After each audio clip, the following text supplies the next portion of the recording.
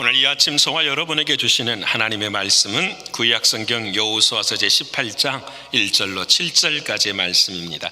제가 준 성경으로는 346면입니다. 이스라엘 자손의 온 회중이 실로에 모여서 거기에 회막을 세웠으며 그 땅은 그들 앞에서 돌아와 정복되었더라. 그러나 이스라엘 자손 중에 그 기업의 분배를 받지 못한 자가 아직도 7지파라. 여호수아가 이스라엘 자손에게 이르되 너희가 너희 조상의 하나님 여호와께서 너희에게 주신 땅을 점령하러 가기를 어느 때까지 지체하겠느냐. 너희는 각 지파에 3사람씩 선정하라. 내가 그들을 보내리니 그들은 일어나서 그 땅에 두루 다니며 그들의 기업에 따라 그 땅을 그려가지고 내게로 돌아올 것이라.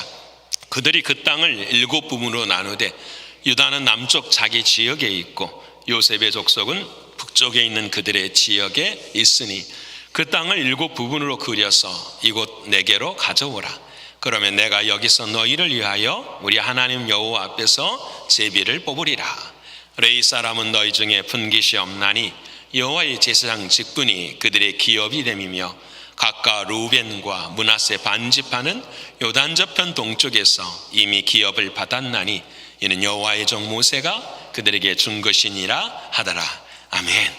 오늘도 허락하신 하나님 말씀이 저와 여러분에게 충만한 은혜가 될 줄을 믿습니다. 우리 앞에 분하고 이렇게 인사 한번 할까요? 은혜 받으십시다. 은혜 받으십시다. 고백하는 우리 모두에게 하나님의 은혜가 반드시 임할 줄을 믿습니다. 우리는 지난 한 주 동안 이 말씀을 붙들고 저도 살았습니다. 하나님, 내 인생을 내게 주신 그 은혜를 계산하지 않고 하나님 이미 주신 그 은혜를 기경하면서 살 수 있는 나의 신앙이 되게 하여 주시옵소서. 이 믿음 가지고 이렇게 한 주를 걸었어요. 여러분도 그러셨죠? 은혜를 계산하면 남은 게 있어요, 없어요? 없어요. 모든 게 다 부족하지요.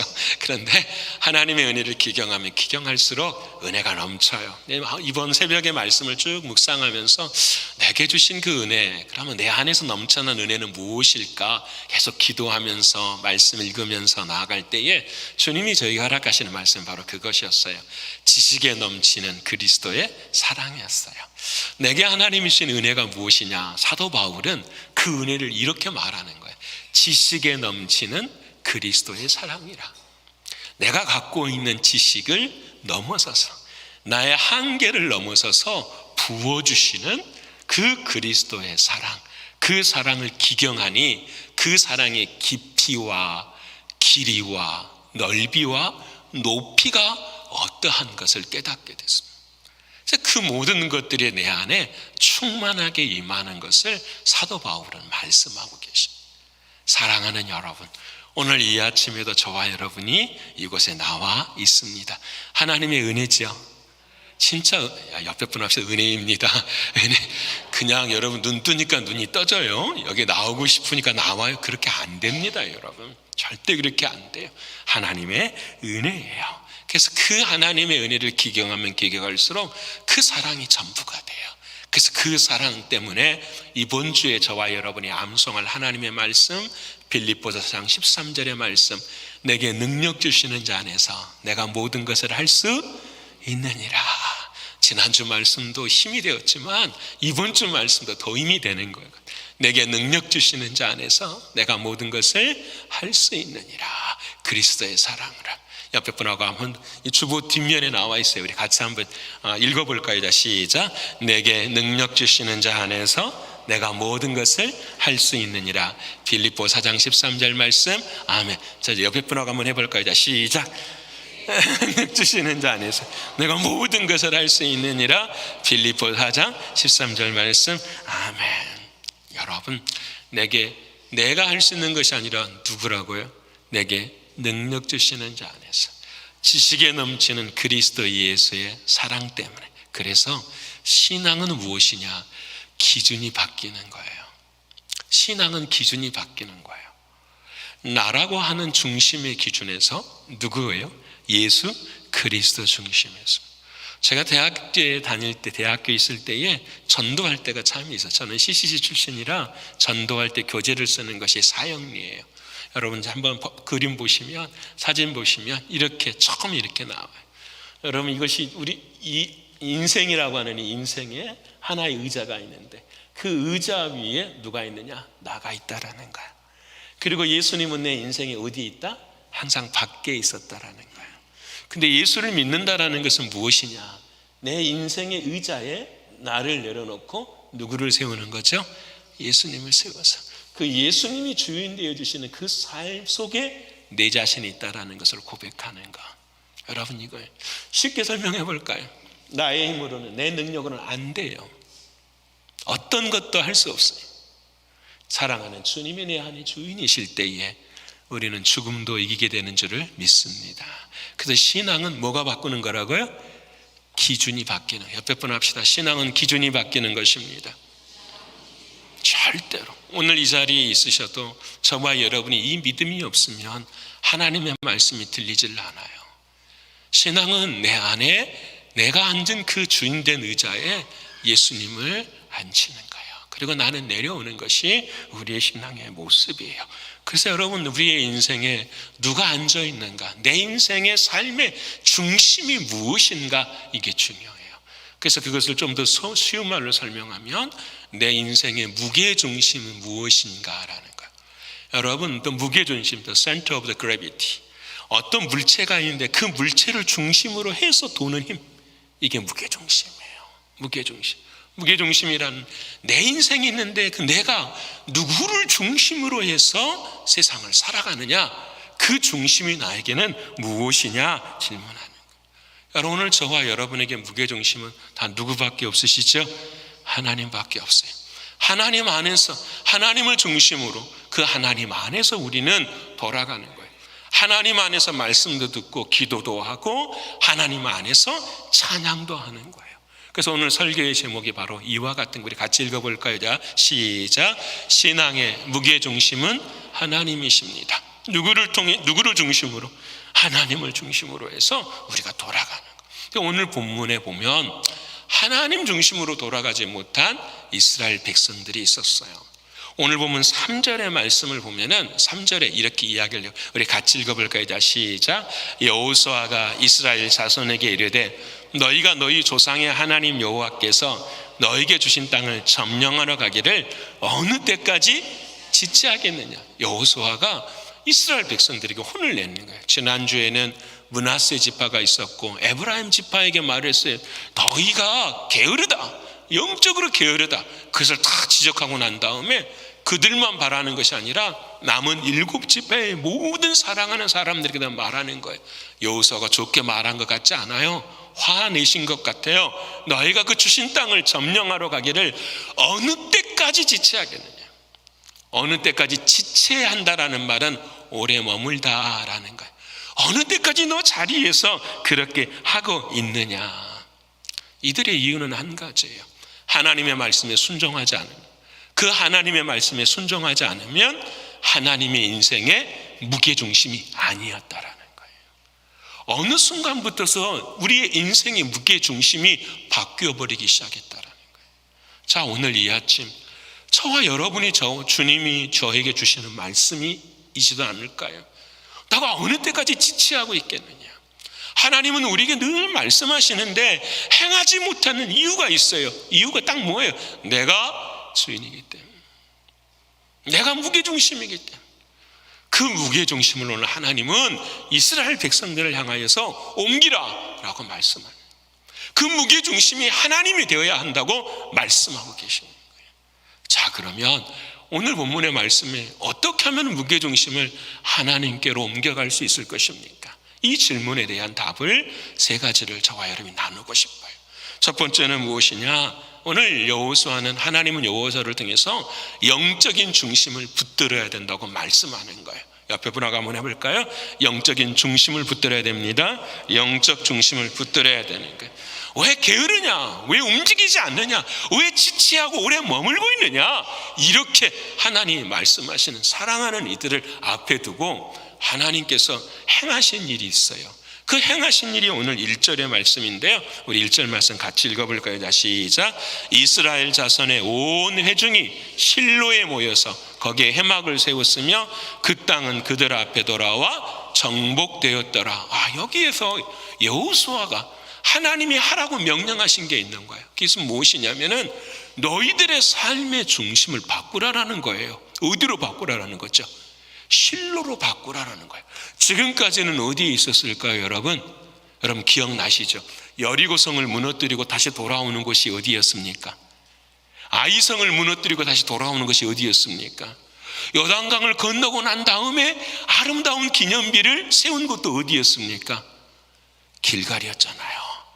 할례를 행한 곳, 그 길갈에서 계속 있었는데 이 길갈을 버리고 어디로 옮겨가라? 실로로 옮겨가라고 말씀하고 계시는 거예요. 여러분 두 번째 지도 보여주시겠어요? 여러분 바로 이곳이 실로예요. 이 실로는 우리가 지난주에 나는 에브라임 지파 땅 안쪽에 있었는데 그 이전에 있었던 길갈은 어디에 있느냐? 여기에 있었어요. 그래서 여리고성을 무너뜨리고 길갈로 가고요, 이쪽에 있는 아이성을 무너뜨리고도 길갈로 가고요, 그 할론 골짜기에서 일을 이루어도 다 길갈로 돌아갔어요. 이 길갈에서 실로까지는 얼마냐? 30km 정도가 되는 곳이에요. 근데 자, 그러면 하나님 왜 움직이라고 하십니까? 답은 너무 간단해요. 길갈이라는 곳에 이스라엘 백성들이 영적으로 뭐하기 시작한 거예요? 게을러지기 시작한 거예요. 악이 성행한 거예요. 그래서 저는 구약 성경을 보면은 호세아 9장 15절에 이런 말이 있습니다. 그들의 모든 악이 길갈에 있으므로 이렇게 이야기를 해요. 참 우리가 새겨들어야 될 거. 하나님이 은혜를 다 주셨는데 그 은혜가 변하여 뭐가 돼버린 거죠? 악을 행하는 곳이 돼버려요. 오늘 저와 여러분의 심령에도 하나님께서 은혜를 주셨는데 그 은혜가 변하여 뭐가 돼버리냐면 악을 행하는 모습이 돼버려요. 우리의 교만이 자라나고요, 우리의 영적인 게으름이 자라나고요, 하나님이 내게 주신 그 주인의 은혜 앞에서 우리가 하나님을 부인하고 살아가는 모습의 역사가 있다라는 거예요. 자, 이 길갈에서 하나님께서 하나님이 원하시는 이 모습으로 회중이 실로로 옮기라고 하셨어요. 왜 그러셨을까? 첫 번째는 이런 생각을 하게 돼요. 길갈은 사막이었고요, 실로는 굉장히 행복한 땅이었어요. 여러분 사진 한번 보여주시면 지금 이스라엘 지역에 이곳이 어디냐면은 바로 여러분 길갈이에요. 사막 한가운데예요. 힘들고 어려워, 하나님의 은혜 없이 못 사는. 근데 그 다음 사진을 보여주시면 바로 이곳이 어딜까요, 여러분? 실로예요. 실로. 푸르고 지금 이스라엘 땅이 그래요. 길갈은 그렇게 사막의 모습이지만 실로는 이렇게 푸르고, 그래서 여기에 유대인 회당이 아직까지도 크게 있는 곳이 바로 실로예요.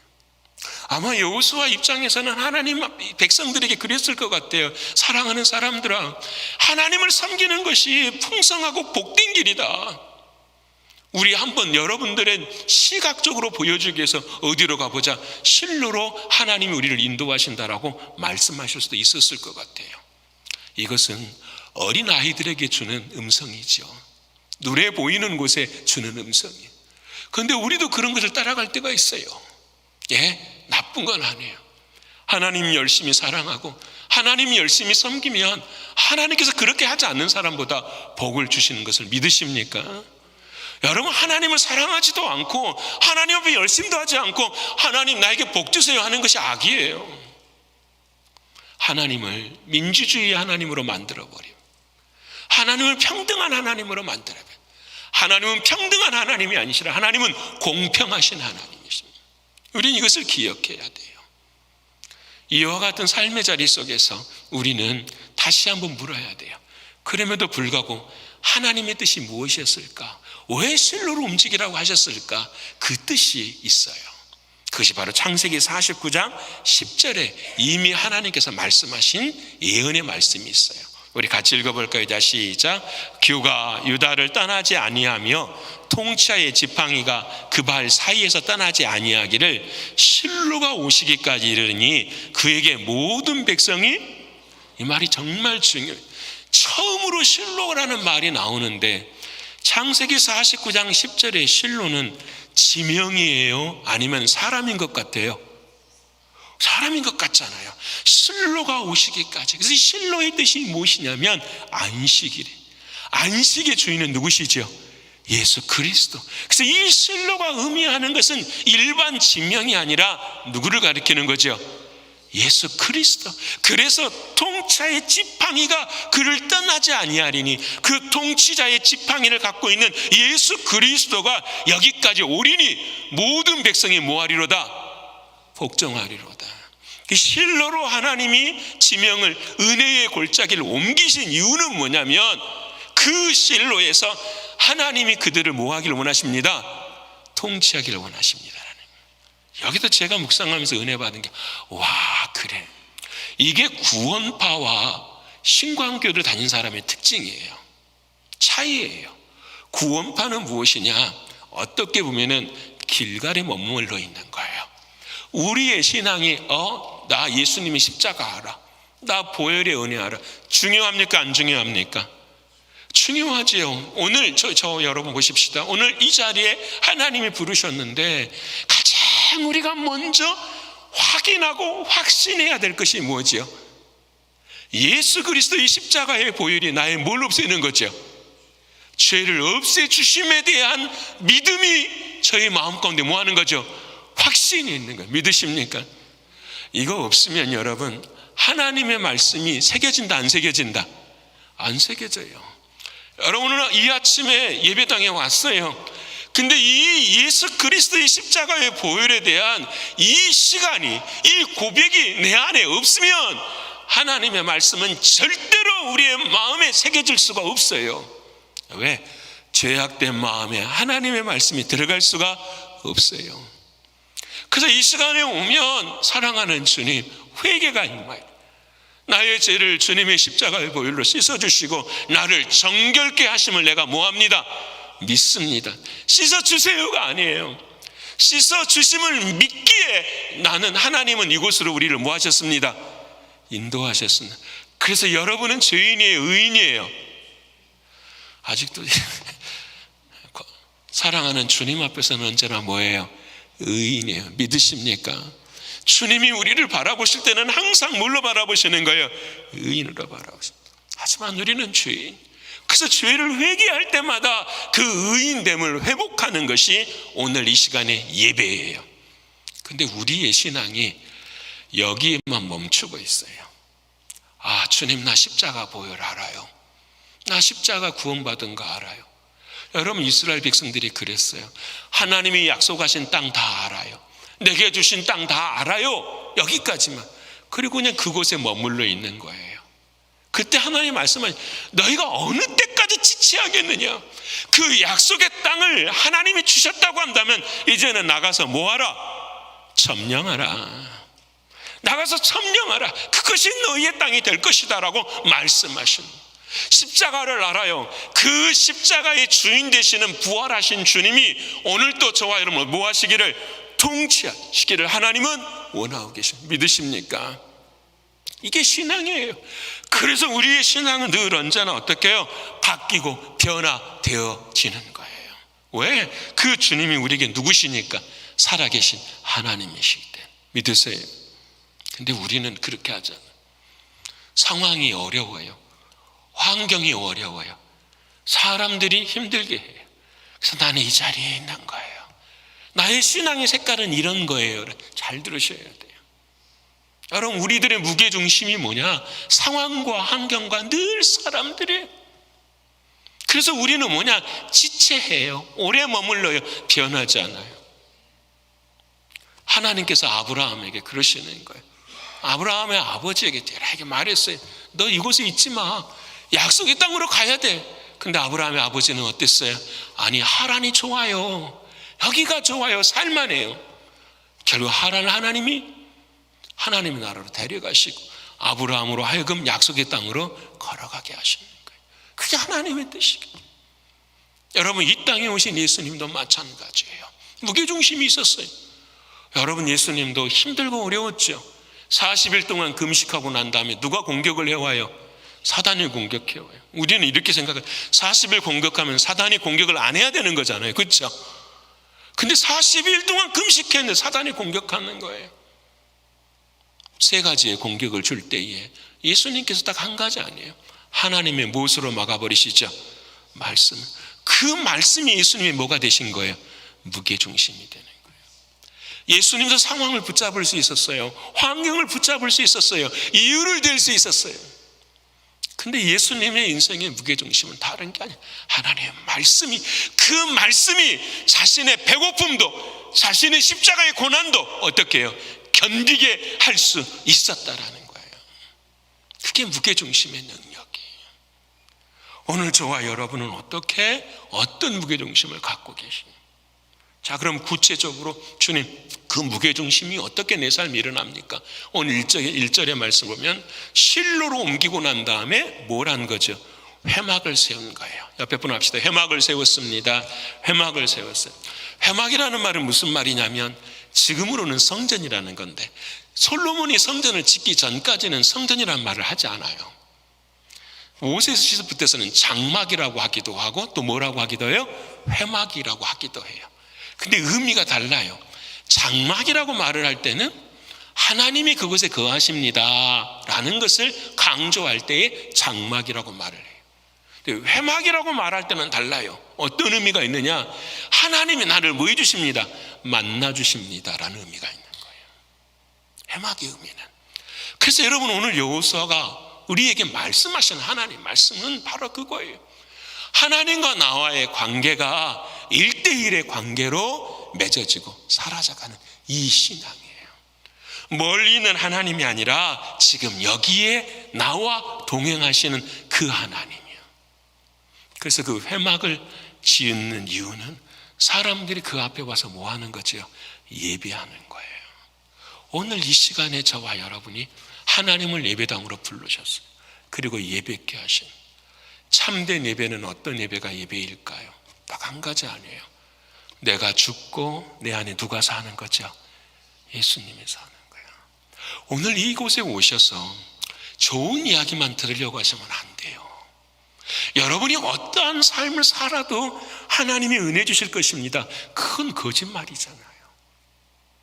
하나님 오늘 우리를 불러주셔서 이 회막 앞에서 우리들의 마음을 다 보기를 원하세요. 아파요. 그래서 내가 무게중심이었던, 내가 주인이었던 내 삶을 내려놓기를 하나님 원하시는 그 마음을 내가 어떻게 알아야 되는 거예요. 그래서 우리는 고백해야 되죠. 하나님, 나는 죽습니다. 내 힘으로는 안 됩니다. 해보니까 안 돼. 이제는 포기합니다. 누가 해주셔야 됩니다. 주님이 해주셔야 됩니다. 그래서 기도가 더 간절해지는 거예요. 그래서 찬양이 더욱더 간절해지는 거예요. 우리의 예배가 더욱더 어떻게 해요? 간절해지는 거예요. 이것이 오늘 사랑하는 이 여호수아가 사랑하는 사람들에게 말씀을 통해 말씀해 주신. 그래서 여러분, 내가 죽지 않고서는 절대로 열매가 맺을 수가 없어요. 자, 봅시다. 목사님, 내가 열심히 하면 되는 거 아니에요? 아니요. 나의 성실함이 어디를 통과해야 돼요? 십자가를 통과해야 되는 거예요. 나는 열심히 하지만 그 열심히 함이 누구를 통과해서 나가야 돼요? 예수 그리스도를 통과해 나가야 돼요. 내게 육신의 힘이 있어요. 그 육신의 힘이 누구를, 어디를 통과해서 나가야 돼요? 십자가를 통과해서 나가요. 나는 죽고 누구의 힘으로 나가는 거죠? 예수님의 힘과 모습으로 나가요. 나의 윤리적인 것, 나의 사랑, 나의 섬김과 봉사, 전 모든 것들은 전부 다 어디를 통과해서 나가야 돼요? 예수님의 십자가의 사랑을 통과해 나가요. 그것을 하나님은 뭐라고 말하냐? 거룩한 산, 제사, 예배라고 말씀하시는 거예요. 사랑하는 여러분, 우리는 늘 강해지려고 해요. 그런데 하나님이 원하시는 것은 우리의 강함이 아니라 주 안에서의 연약함인 거예요. 이게 중요해요. 사랑하느냐. 그래서 언제나 하나님은 강한 사람보다 어떤 사람을 더 사랑하세요? 옆에 분 합시다. 연약한 사람을 더 사랑하십니다. 연약한 사람 사랑하세요. 정말 중요합니다. 연약한 사람. 여러분, 하나님 말씀 고린도후서 12장 9절의 말씀 우리 같이 읽어볼까요? 자, 시작. 나에게 이르시기를 내 은혜가 내게 족하도다. 이는 내 능력이 약한 데서 온전하여짐이라 하신지라. 그러므로 도리어 크게 기뻐함으로 나의 여러 약한 것들에 대하여 자랑하리니 이는 그리스도의 능력이 내게 머물게 하려 함이라. 아멘. 저는 이 말씀이 진리라고 믿어져요. 왜 그러냐면 성도님들이 언제 가장 기뻐하실까 보면은 제가 무너진 이야기를 할 때가 제일 기뻐하심. 무슨 말씀인지 아시니까 내가 실수하고 내가 부족한 이야기를 할 때 여러분들이 기쁘세요, 안 기쁘세요? 기뻐하시더라고요. 보니까 똑같아요. 저도 마찬가지죠. 여러분, 우리들이 교회 안에서는 우리의 강함을 자랑하는 것이 아니라 우리의 연약함을 자랑합니다. 나는 연약합니다. 주님이 이루십니다. 근데 주님의 사랑이 드러나는 것, 그 주님의 십자가가 내 인생의 뭐가 되는가? 무게의 중심이 되는가? 이것이 주님이 원하시는 예배이고 신앙이에요. 오늘 여호수아는, 하나님은 여호수아에게 그 길갈에서 실로로 바꾸어 버리신, 오늘 우리가 무게중심이 움직여 있다고 한다면 여러분 다시 실로로, 예수 그리스도로 옮겨 오실 수 있는, 십자가로 옮겨 오실 수 있는 저와 여러분 되시기를 축원합니다. 여러분, 두 번째로 오늘은 영적인 지도가 필요해요. 옆에 분 합시다. 영적 지도가 필요합니다. 영적 지도가 필요합니다. 이 지도라는 말이 우리말로 제가 썼지만 가이드가 아니에요. 이 지도라는 건 맵이에요. 맵. 오늘 본문의 말씀이 그래요. 4절 말씀인데요, 우리 같이 읽어볼까요? 다시 시작. 너희는 각 지파에 3사람씩 선정하라. 내가 그들을 보내리니 그들은 일어나서 그 땅에 두루다니며 그들의 기업에 따라 그 땅을 그려가지고 내게로 돌아올 것이라. 아멘. 여호수아가 이제 길갈로 딱 옮기고 난 다음에 두 번째 한 일이 있어요. 무슨 일을 했느냐? 다 모여, 그래서 모든 7지파의 지파장들이 다 모이니까 각 지파마다 몇 명씩? 3명씩 선택해라. 그리고 그 3명씩을 어디로 보내라? 땅으로 보내서 뭘 해가지고 오라? 그림 그려가지고 오라라는 거예요. 그림을 그려가지고. 얼마나 좋은 말씀이세요. 근데 여러분, 이미 이 땅은 하나님이 누구에게 주신 땅이에요? 이스라엘 백성, 저와 여러분이 주신 땅이에요. 중요합니다. 하나님이 저와 여러분에게도 이 땅을 주셨어요. 믿으십니까? 그럼 우리는 뭐만 하면 될까요? 이제 이 사람들은 뭐만 하면 돼요? 그림만 그려가지고 오면 돼요. 믿으십니까? 중요합니다. 우리도 뭘 그려야 돼요? 그림을 그려야 돼요. 그림을 그려야 돼요. 자, 그런데 이 일이 예전에도 있었어요. 가나안 땅 처음 들어갈 때에 하나님께서 손으로 그림을 그려오라는 것이 아니라 마음으로 그려보라 라고 하시는 땅이 있었어요. 그래서 12명을 보냈지요. 근데 그림을 그리는데 두 가지로 나뉘어져요. 한 사람도, 여호수아와 갈렙은 어떻게 해요? 그림을 그리는데 어떻게 해요? 기쁨과 감사가 있는 거예요. 우와, 하나님이 이 땅을 주시네. 이렇게 좋은 땅을 주시네. 이곳에는 뭐가 많고 이곳에는 어떤 것도 있고. 근데 보니까 어려움도 있어요. 어려움도 있어요. 와, 이 어려움은 누가 이기게 해주실 것이다. 하나님이 이기게 해주실 것이다. 막 기쁨과 감사와 고마움으로 뭘 그리는 사람이 있어요? 그림을 그리는 사람이 있어요. 우리의 인생의 지도를 그려요. 우리의 인생의 지도가 여러분 똑같이 인생을 살아가는데 어떤 사람은 기쁨과 감사함과 즐거움으로 어떻게 해요? 그려가요. 내 손에 지금 잡힌 게 아니에요. 힘들고 어려워도 그 그림들이 다 그려지는 거예요. 그런 사랑하는 이들이 하나님이 있어요. 이걸 저는 뭐라고 말하냐? Spiritual Imagination이다.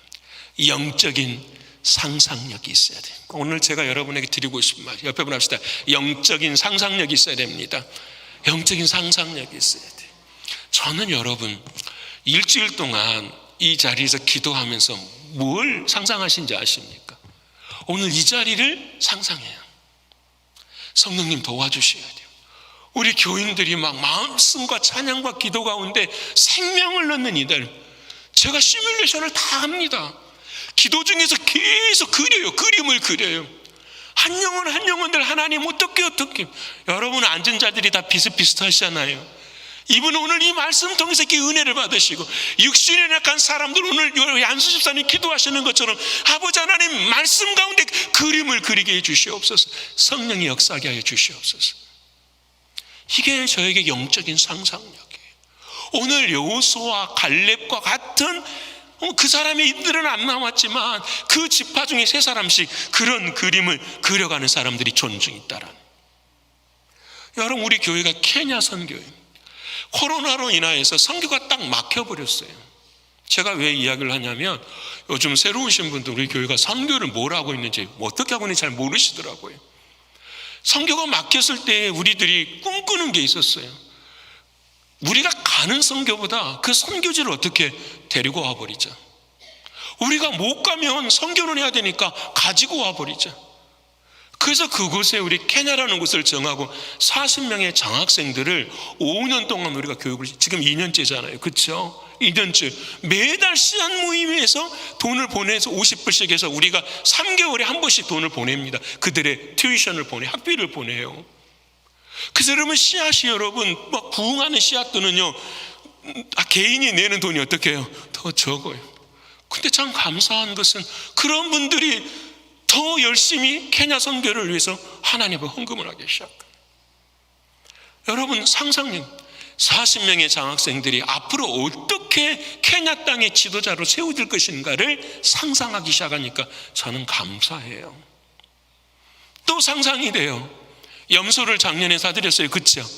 그 염소들이 새끼를 몇 마리 낳았을까 상상해 보셨습니까? 가정마다 새끼 날 때 온 가족들이 막 모여가지고 막 기뻐하는 일들을 상상해 보셨습니까? 우리는 여러분 그냥 아무것도 안 했잖아요. 김치 한 통 사가지고 가서 집에서 맛있게 먹어요. 그게 우리들의 모습은 끝이지만 그것이 여러분 나비 효과가 되어가지고 어떻게 해요? 그곳은 그 가정이 그 마을의 기쁨이 잔치가 되어버린 상상력. 이게 spiritual imagination이에요. 영적인 상상력이에요. 올해는 이제 뭘 파게 되죠? 생수를 파게 돼요. 와, 놀라운 일. 여러분, 아프리카의 가장 고통은 뭐냐면 물이에요. 물을 못 먹어요, 사람들이.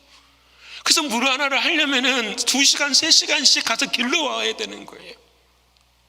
얼마나 아이들이 고생하고 힘들겠어요. 근데 우리들은 이번 여름에 큰 비전을 가지고 상상력을 가지고 그 일을 감당하고 있어요. 여러분, 우리 교회의 선교지가 그것뿐 아니에요. 26군데를 이번 상반기도 지금 헌금이 다 나가요. 26, 다 하나님 앞에서 저와 여러분 모두가 다 함께 할 수 있는 영적인 상상력. 어떤 상상력? 하나님의 나라가 커지는 그런 상상력. 저는 그런 상상력이 저와 여러분 가운데 일어나기를 축원합니다. 지난주 중에 제가 안 보던 프로그램 중에 하나를 봤어요. 유키즈 원더 블럭인가 하여튼 맞나요? 그거 제가 지금 제목을 잘 모르겠어요. 그 누가 나왔냐면 장한나라는 첼리스트가 나왔어요. 그렇죠? 그 지금은 지휘자라고 하더라고요. 잘 몰랐는데 11살에 여기 무슨 그 줄리아드 음대에 11살에 올 정도이고, 뭐 첼로에게 있어서는 거의 뭐 거장에게 사사를 받고 이러는데 그분이 나와서 이야기를 하는데 다른 건 잘 모르겠어요. 근데 이거 한마디만 얘기를 하는 게, 자기는 그 베토벤 운명고왕국 심포니 넘버 5, 5번 이런 거 이렇게 지휘를 하고 악보를 보면은요, 막 기뻐서 어쩔 줄을 모른대요. 왜 기쁘냐? 베토벤이 언제 죽었는지는 모르겠지만 그 당시에 그 베토벤이 그 곡을 썼을 때에 그 사람의 마음과 생각이 어떠한 건지가 자기에게 어떻게 해요? 전달이 된대요. 그거 전달이 되는 것이 그 마음 가운데 막 있으면 자기가 막 흥분해가지고 I love 베토벤 그런데요. 베토벤을 사랑한다고 막. 제가 그걸 바라보면서 막 가슴이 아팠어요. 뭐가 아팠을까요? 나는 하나님의 말씀을 읽는데 그 하나님의 말씀을 읽는데 막 내 마음에 막 뛸 때도 있어요. 근데 막 그렇게 미치듯이 막 사랑하고. 그분이 그러더라고요. 하루 첼로 연습을 안 하면 자기 자신이 알고, 이틀 연습을 안 하면 청중이 알고, 3일 연습을 안 하면 전 세상 사람들이 다 안돼요. 저는 이해가 돼요. 저도 그렇거든요. 기도하지 않고 말씀을 준비하지 않으면 여러분 다 아시잖아요. 똑같잖아요. 근데 그분의 스케일은 뭐냐면 전 세계예요. 전 세계. 그러면서 제 마음에 드는 음성, 와, 하나님, 이 상상력을 저에게도 영적인 상상력이 풍부해질 수 있도록 하나님 도와주십시오. 오늘 사람 그러려면 어떻게? 그래야 돼요. 생각만 하지 마시고 그래야 되는 것이 반대로 넘어가 보십시다. 이 3명씩 다 보냈는데 상상력의 반대말이 무슨 말인지 아세요? 제가 이거 찾느냐고 힘들었어요. 뭘까? 상상력의 반대말은 안 상상력? 이건 아닌 것 같고, 상상력의 반대는 뭐냐? 현실이에요. 현실. 현실의 상황과 환경과 사람에 꽉 잡혀 있는 거예요. 그래서 더 이상 한 가지도 어떻게 해요? 나아가지 못하는 거예요. 생각해 보십시다. 이 사람들이 그림을 그리러 가는 거예요. 말을 타고 갔는지 뭘 타고 갔는지 모르겠지만 하여튼 그림을 막 그리는데 가는 곳마다 괴로움인 거예요. 야, 이렇게 사막 가운데서 열매가 일어날까? 저기 가니까 설명거를 가진 사람들이 있네. 저 사람들은 어떻게 이겨낼 수 있을까? 하나님이 40년 고생시키시더만 이렇게 우리를 힘들게 하신다. 수없이 많은 불평과 불만을 다 가졌어요. 그래서 어떻게 해요? 현실 속에 사로잡혀서 있는 사람들이 왜 없었겠어요? 이 사람들 다 어떻게 했어요? 그 땅을 이루지 못했기 때문에. 여러분, 우리 조선 땅에도 그런 일이 있었어요. 여러분, 우리 조선 땅에, 조국에 제일 처음으로 땅에 그림을 그린 사람이 누구죠? 김정호 씨. 김정호가 대동여지도를 다 그렸을 때에 여러분, 흥성대원군이 그 당시에 통치자의 2인자였잖아요. 그 김정호를 죽이려고 와서 그 대동여지 다 태워버리고 그 목판봉까지. 이유가 뭐냐? 이것을 지도를 가지고 이 김정호가 간첩 일을 할 수 있다라는 세상에 여러분, 현실과 상황과 환경에 잡혀져 있어요. 지도자라면 그 지도를 보고 어떻게 백성들이 어려움을 당하지 않도록 해야 될 것인가를 연구하고 고민하는 것이 아니라. 근데 여러분, 제가 생각이 나서 찾아보니까 일본 사람들이요, 러일 전쟁을 일으킬 때 뭘 사용을 했느냐? 우리나라 대동여지도를 사용한 거예요. 일본 사람들이 대동여지도를 사용을 해가지고 조선을 바탕으로 해가지고는 누구하고 전쟁을 하려고 한 거죠? 러시아하고 전쟁을 하려고. 여러분이 조선시대의 대동여지도가 그려질 때에 영국은, 그때 영국은 뭐냐? 땅 밑으로 지하철이 다녀요. 우리 어떤 사람들은 여러분 땅 속에까지 들어가가지고 spiritual imagination을 상상해내는데요, 어떤 나라에서는 현실과 상황에 부딪혀가지고 아무것도 못 해버리면서. 여러분, 세상만 그런 게 아니에요. 성경도 그래요. 여러분, 예수님이 계셨고 오늘처럼 이렇게 많은 사람들이 와서 하나님 말씀을 드렸어요. 점심시간이 있어서 배가 고프잖아요. 예수님께서 너에게 먹을 것이 있느냐 물으실 때에 필립이 와서 다다닥 계산해 보니까 어떻게 해요? 예수님, 200데나리온이 필요합니다. 우리 먹을 거 없습니다. 돈도 없습니다. 근데 여러분, 예수님이 똑같은 제자 안드레는 한 소년이 가져온 5병이요 도시락 하나 딱 가지고 와서 예수님께 드려요. 예수님 받으십시오. 근데 이것이 다 될 줄은 모르겠습니다. 여러분이 안드레는 상상력이 있었던 거예요. 뭐예요? 예수님 앞에 가져오면 예수님이 무슨 일을 이루실 것이다. 여러분, 오늘 저와 여러분의 인생도 그러지 않나요? 뭔 일이 있으면 사랑하는 예수님 앞에서 기도를 통해서 상상력을 키워가고 예배를 통해서 영적인 상상력이 더욱더 커져가는 우리들의 신앙과 믿음이 되어야 하는 거잖아요. 오늘 사랑하는 주님 그들에게 말씀하고 계시는 거예요. 여러분, 오늘 저와 여러분도 영적인 지도를 그려야 돼요. 어떤 지도를 그린가? 이제 이 부분이 제가 적용하는 부분이에요. 기도의 지도를 그려보십시다. 여러분, 지금 잘 생각해 보세요. 한 주를 사는 동안에 나의 기도의 시간을 그려보세요. 내가 언제 기도하고 있는지, 내가 하루에 몇 분을 기도하고 있는지. 자, 또 한 가지 기도에 대한 지도는 그것만, 시간만 지도를 하는 것이 아니라 그 기도의 깊이는 어떤 것인지. 여러분, 지도도 그러잖아요. 평지를 걸어가다 보면 산도 있고 산을 넘다 보면 강도 넘어야 되는 거잖아요. 어떻게 하면 그 넓이와 깊이를 알아갈 수 있을 것인가를, 여러분, 기도의 지도만 기도하는 것이 아니라 섬김과 봉사의 지도도 그려보십시오. 여러분의 인생에 교회를 향한 섬김과 봉사의 지도가 있으십니까? 여러분, 이것을 하나님이 원하시는 것, 하나님이 바라시는 것들을 그려가 볼 수 있는 거예요. 그래서 내 나이가 지금은 50대, 내 나이가 60대, 70대, 80대가 되면은 나의 영적인 지도는 어느 정도 채워질 수 있을 것인가? 이게 중요하잖아요. 그런 지도를 그려야죠. 그런 영적인 상상력으로 하나님의 은혜를 만들어 가야지. 주님이 이렇게 말씀하십니다. 천국은 침노하는 자들의 것이라 말씀하십니다. 믿음을 가지고 함께 걸어가는 사람들에게 하나님께서 은혜를 주신다고 말씀하고 계십니다. 사랑하는 성도 여러분, 오늘 여호수아는 영적인 상상력으로 영적인 지도를 그리라고 말씀하고 계십니다. 오늘 저와 여러분이 그 영적인 지도, 마음의 무게중심을 딱 하나님으로 붙들고 하나님이 하라고 하시는 일들을 감당해 주실 수 있는 저와 여러분 되시기를 축원합니다. 마지막으로 뭐가 있어야 되냐? 영적인 확인을 해야 돼요. 옆에 하시다 확인 받아야 됩니다. 확인 받아야 돼요. 자, 그림은 그려놨는데 이것이 내 그림인지 누구의 그림인지 주님의 그림인지를 확인을 해야 돼요. 6절의 말씀 우리 같이 한번 읽어볼까요? 6절의 말씀입니다. 시작. 그 땅을 7부분으로 그려서 이곳 내게로 가져오라. 그러면 내가 여기서 너희를 위하여 우리 하나님 여호와 앞에서 제비를 뽑으리라면. 저 보세요. 그림을 그려가지고 이제 왔어요. 딱 영적들을 그려가지고 왔더니 뭘 하느냐? 여호수아가 너는 이 땅, 너는 이 땅, 너는 이 땅 이렇게 한 것이 아니라는 거예요. 자, 땅 그려왔지? 다 섞으자. 다 섞었어요. 이름 쓰고. 그리고 뭐 한 거죠? 제비를 딱 뽑는 거예요. 여러분, 제비는 복불복이 아니에요.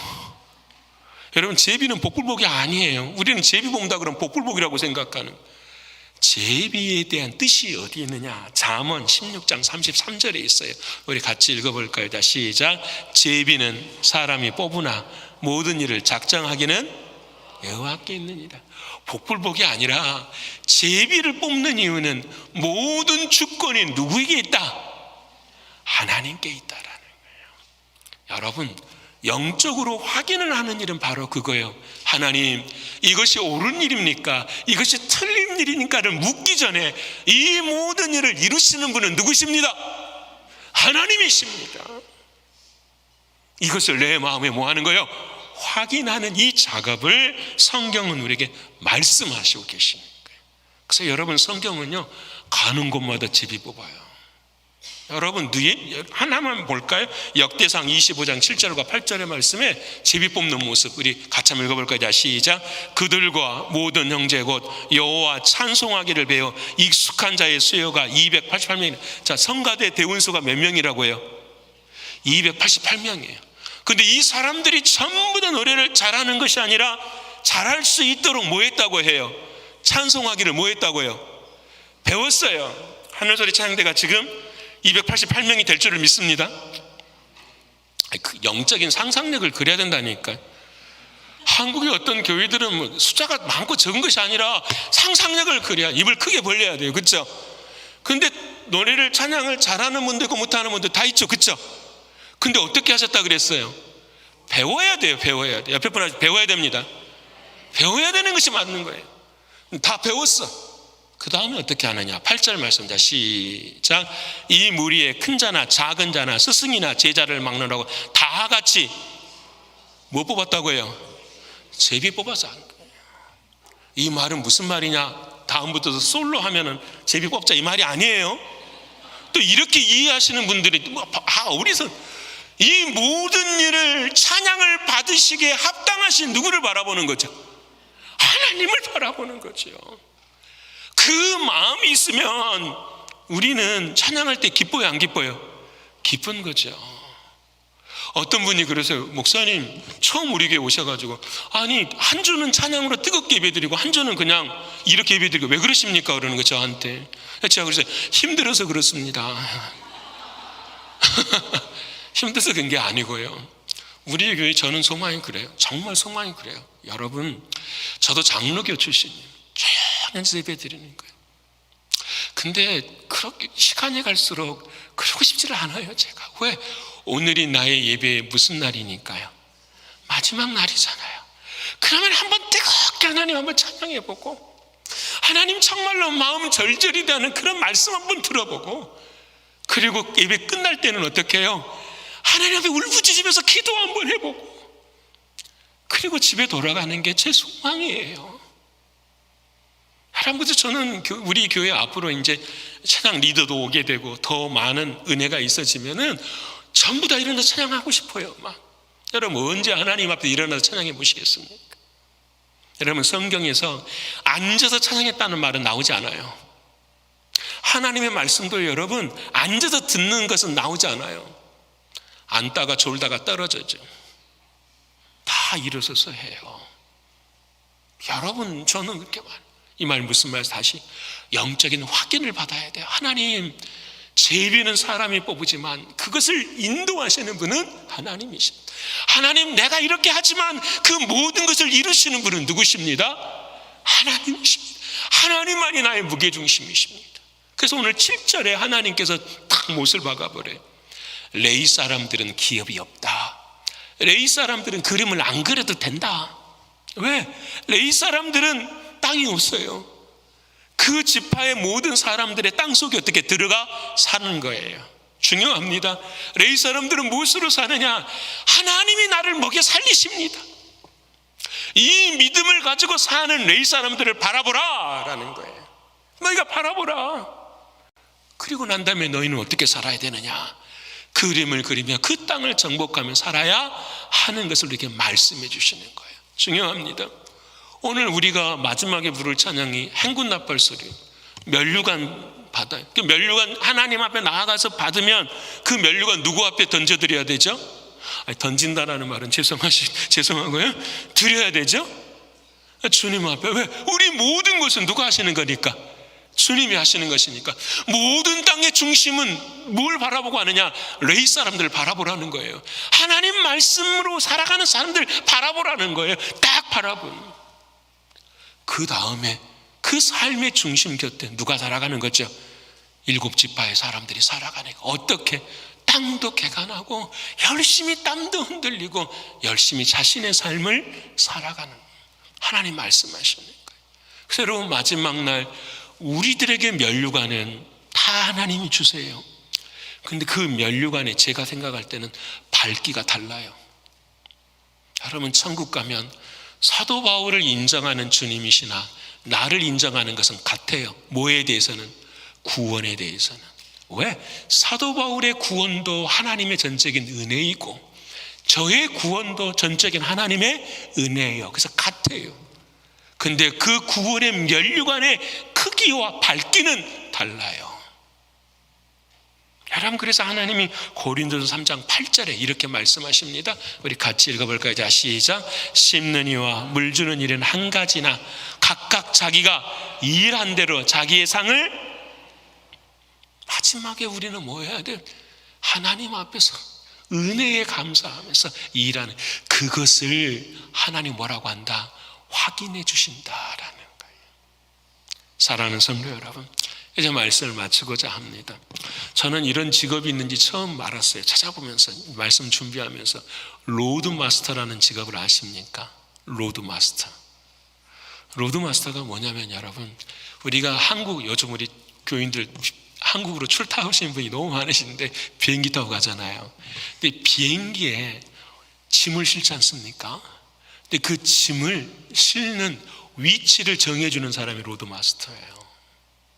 전체의 짐을 다, 오늘 항공기에 실어야 될 짐들을 전부 다 바라보고 그 짐의 무게를 전부 다 계산해 가지고 그 항공기 중간에는 이런 짐, 그 양변에 이런 짐들을 전부 다 나누어서 그 비행기가 바람이 불어도 흔들리지 않도록, 그래서 경비도 줄어들 수 있도록 하는 사람, 그 사람이 로드 마스터라고 반드시 있어야 된대요.